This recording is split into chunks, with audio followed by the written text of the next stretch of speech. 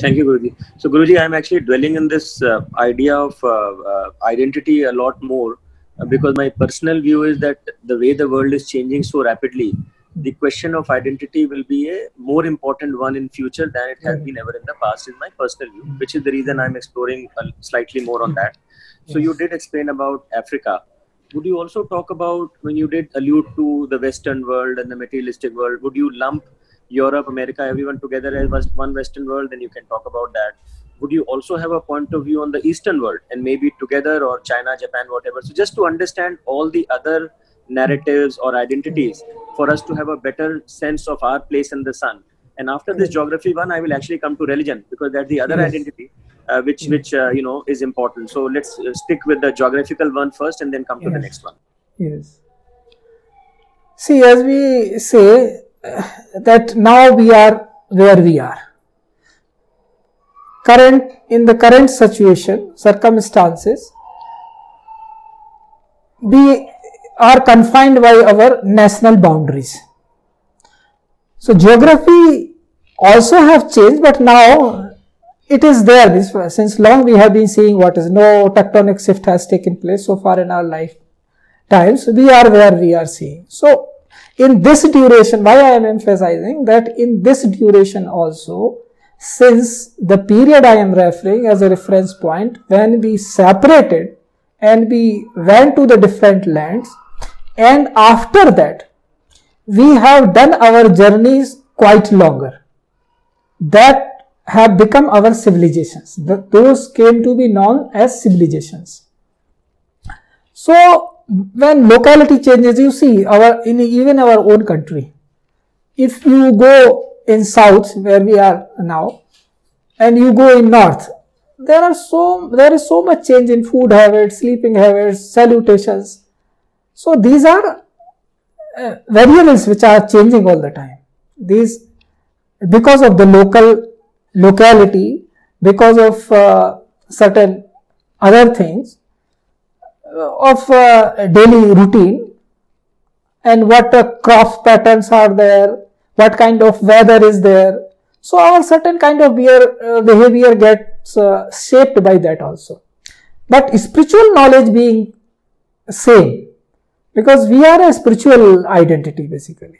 So that being same, we understand each other, we connect very fast. Be it any corner of the world, Indians connect very fast with another because their spiritual roots are same.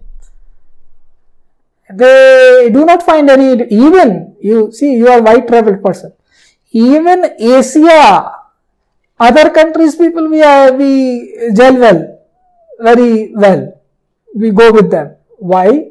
Because somewhere very long back, those things are in the subconscious there. That journey which all of us have done, consciously if it comes, we become exalted. But even subconsciously it is there. So all these, there is no such difference in my mind. It is educational difference. West has travelled much towards the materialism, which they are taking a turn now. You see the kind of education happening in Finland. People are rethinking why people are coming with such words like sustainable living and all. So there is a rethinking. This is something is happening. So geographically we should see only as a local issue, difference between us and others. We should see from 4 or 5 parameters, then it will become very clear to us. Language, one thing. Another is kind of weather operating there. Then kind of journey they have done from they took to their so-called progress, certain values which they developed over period of time. So those have shaped their living. So civilizational difference is basically the difference of lifestyles. But essentially, human being is same everywhere. So I do not see anywhere any such difference across the globe. Only these differences, if they are addressed, taking into consideration their necessities as well as things which they need for their real evolution. And the world leadership comes and it provides those things judiciously with justice. Then I don't see any difference between human being from one part of the world and that of the another part of the world. And these, as if you are referring to the clash of civilizations and such thing, this is in my view all nonsense. There is no such clash. If clash is there anything, it is that of the economic model. If your economic model is such that it is favoring few over the others, then you are trying to camouflage it in the civilizational tussle, but beneath it lies your fear of survival or creating better chances of your own survival at the cost of others. So that is different. As civilizational entities, I do not see any clashing issue. A behavior has to evolve. Now, because we are much more closer to one another as civilizations, as nations, even as individuals. Now, today's executive is globe-trotting executive. You see the need one place and things start moving. So, only there can be certain behavioral misunderstanding. So, those can be sorted out as an educated being, that no, somebody salutes some other way, somebody salutes some other way. So once they come to know, you are being respected only by this kind of salutation and that kind of salutation, then there is no issue. So only these small localized differences are there, otherwise there is no big civilizational clash.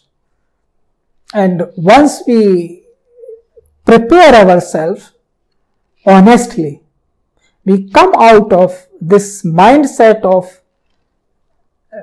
survival, means the kind of education we are getting, it limits us only as if we are consumers alone. We are living to survive.